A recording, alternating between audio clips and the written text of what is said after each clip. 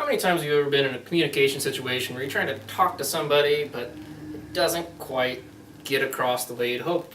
Communication is very key to having healthy relationships and just being able to get anything you want across in any form of messages or anything of that sort. Just trying to talk to people, to kindle a relationship, to tell of worries, to get homework from somebody, or even just to have a conversation to see how things are going is very important, yet we never really get taught how to have this proper communication. So what we're going to look at today is different relationships.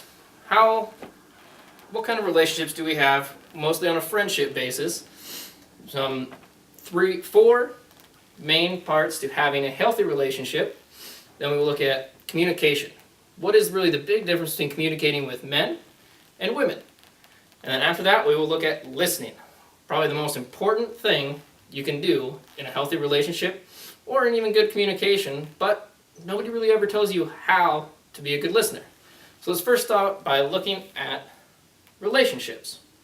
Now, to be in a healthy relationship, one person must realize who they are and be comfortable with that before they're able to have a healthy relationship with anybody else. This starts with us by looking at our self-concept and our self-esteem. Now, you might be asking, what is self-concept and self-esteem? How are they different? So, the first term we're going to look at is self-concept. Now, self-concept is how you see yourself. Not like looking in a mirror, how you see yourself. This is how you see yourself as a person. Are you an outgoing person? Are you an introverted person? Keep to yourself rather than go out and talk and have new conversations? Or all the things really that make you who you are. What makes you you? That is your self-concept. Now, our self-esteem, on the other hand, is how you feel about yourself. Now, if you write down everything of your self-concept to see who you are, does it make you happy, sad, or really anything in between there? That is your self-esteem when it refers to, that's the big difference. Your self-concept is who you are, and the self-esteem is how you react to who you are, that self-concept. Now, family isn't very important and can play a large role in relationships. Now, this does not always just mean our blood relatives, mom, dad, sisters, cousins, all those sort of things. Family is really anybody who you care for, you socialize with, and protect. That is what family is. So if we really look at many of our friendships, they would fall into a family category. So friendships are between 2 or more with a mutual respect, trust, and support. It's really important to make sure that there's that mutual respect, trust, and support between the friendships if you want a healthy relationship. So there are 4 main parts to having a healthy relationship. First is to understand the limits and boundaries of the relationship. This means if you are broken down or you really need something, you're probably not going to call that person who's a brand new friend that you really don't know the limits of. You're going to call that friend who's been there for a long time, you've always been able to rely on and know will be there for you all the time. Number 2 is to communicate the needs of the relationship and friendship along with the limitations. Where do we really draw the line in our friendship? Is that big one with number 2, knowing where you can go with that. 3 is to have a sense of equality. Each person should be sharing and contributing in similar contexts. If, for say, we are friends and I am going out of my way, I'm doing all sorts of things for you, helping you, giving you rides, giving you, help on homework, extra, anything really if you need it, but you are just kind of maybe giving me a high five on the way through or doing something similar like that. It's really, those are not even parts that we are contributing to this friendship. And number 4 is give as much as you get from interactions. Do not be there solely to receive benefits of friends, but also give to them as well. That kind of piggybacks onto number 3 in that same similar context. You don't just want a friend because they have nice things or you get to do nice things with them. That's not really a friend, that's just somebody you use to be able to get to do nice things. So those are all really, really important when it comes to having a healthy relationship. Now, with that relationship, you need to have good communication.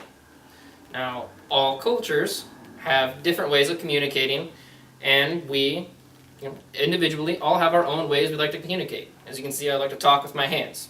I'm sure many of you like to send text messages or emails or anything of that sort versus always going up and having a conversation. Now, along with everybody having their own ways they like to communicate, men and women, much like cultures, all communicate very differently. Now, with men and women, there are 4 specific areas where we convey communication. That would be facial, different expressions of that sort, speech, tones, variances, all of that. Body, you talk with your hands, or am I slumped over, my arms crossed, and behavioral, just the way I react to certain things or anything of that sort. Men and women are very different in those aspects. So we'll first look at men and see how they react or really communicate, and then we'll look at women to see the differences between the two. Men tend to frown more, avoid more eye contact. They use only 3 speech tones. Majority, there is differences, but majority uses 3 speech tones. They're more direct with their statements. They don't really sugarcoat a lot of things. They're more likely to interrupt you. So be careful, fellas out there. Don't always interrupt. They gesture away from the body. I'm sure you've noticed that with my hands going out quite a bit more. There's less body feedback. They tend to just be more static in conversations. Lean back while listening. I know I've seen plenty of people sitting back like this in desks, different things of that sort. Difficulty expressing emotions. They tend to be more of a blank slate in that circumstance. They hold fewer grudges. That is a good thing there. They get over things quite a bit easier. They do give fewer compliments, which can be a problem. And they're less likely to ask for help, which I think we all know is true. And they apologize less. So those are the really big key things with men as far as rationalizations of communicating. Now women, on the other hand, they smile and nod more.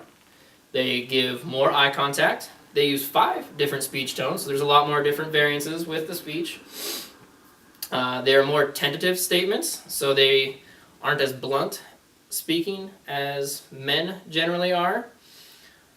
They also interrupt less. They tend to wait for their turn to talk most of the time.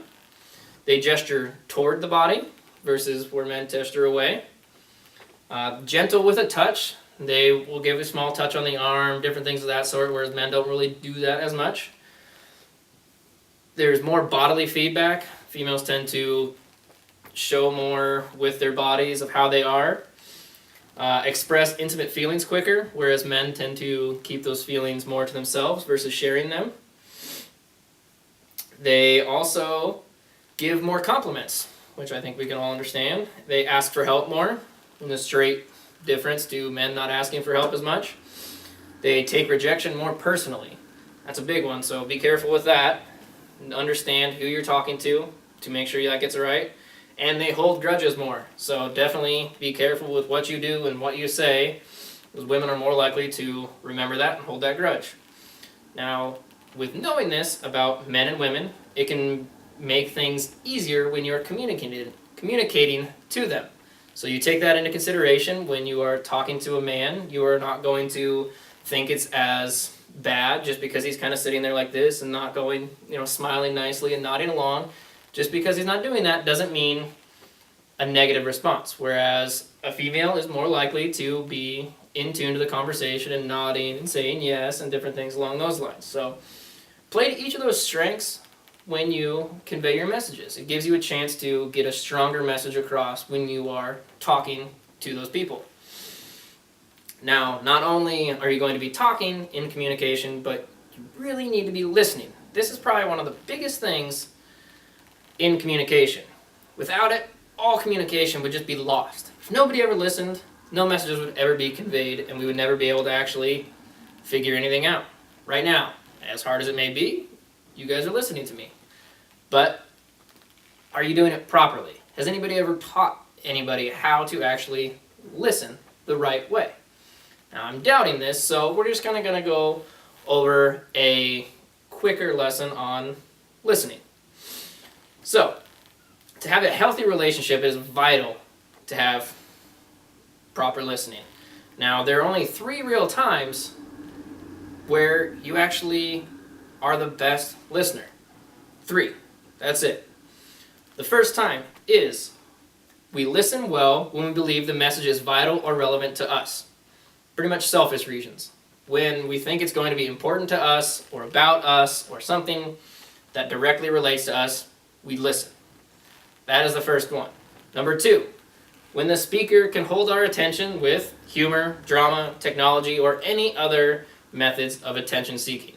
So really, using the PowerPoints, different effects, a laser pointer even could help actually get people to listen more because it seeks that attention and gets that gratification. And 3, when we are in the mood to listen and have no distractions or worries. Now that's kind of a tough one because we all have our cell phones and a variety of different things that are constant distractions. So the third one is quite a bit harder to really maintain and get over. Now, let's just do a few quick tips on how you can become a better listener. This will really actually impact any of your relationships you ever have, and really it'll go a long ways in those relationships. Now, the first one is to lean in while someone is talking to you. I'm not saying like lean in like this if somebody is talking to you, but just a small, if sitting in a chair, grab this chair. If you're sitting in the chair, instead of being leaned back like this, just give a small lean in like this to show you're paying attention to it. It's very simple, and it might not seem like a whole lot, but something like that really goes a long ways when listening. It's really just kind of a quick nonverbal feedback is all that is. Now, the second one is to be attentive and give other nonverbal signs to the person, nodding your head and kind of smiling, going along, little gestures. Those small gestures go a really long way in the listening process. Now, you're not actually saying anything with those, but you're really you're telling the person you're listening, you're paying attention, you care about what they say, which is going to make them open up more to you and feel more comfortable in that conversation.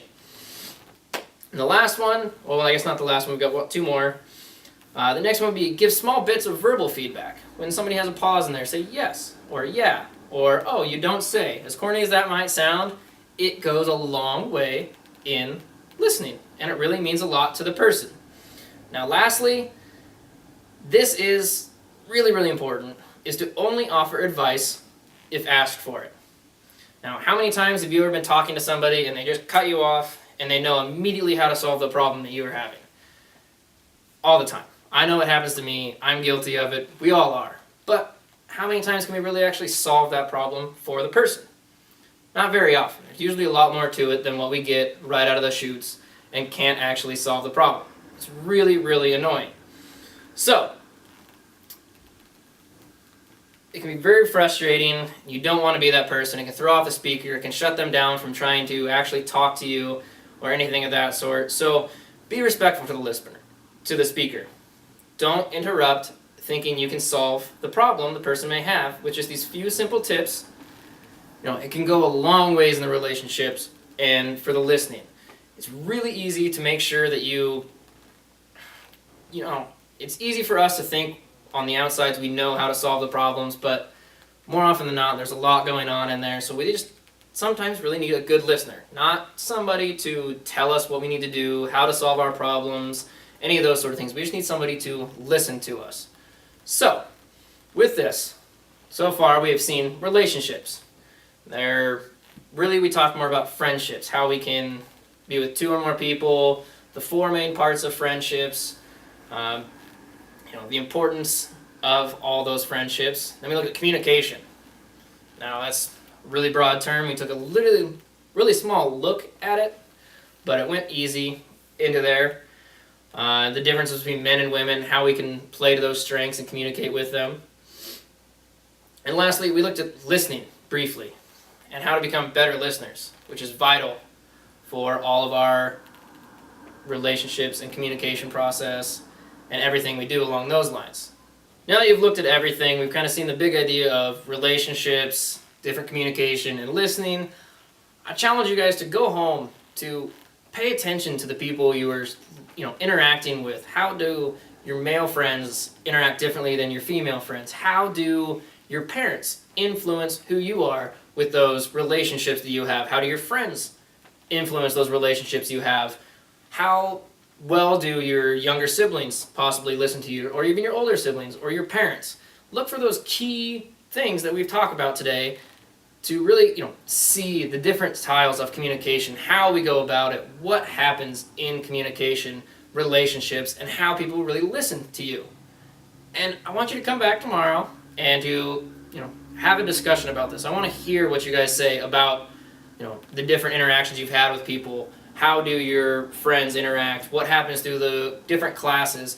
Even look around in just your next class to see how the students are sitting in their desks. Are they, lean back, not being attentive listeners? Do they interact? Do you notice a tone difference between the men and the women?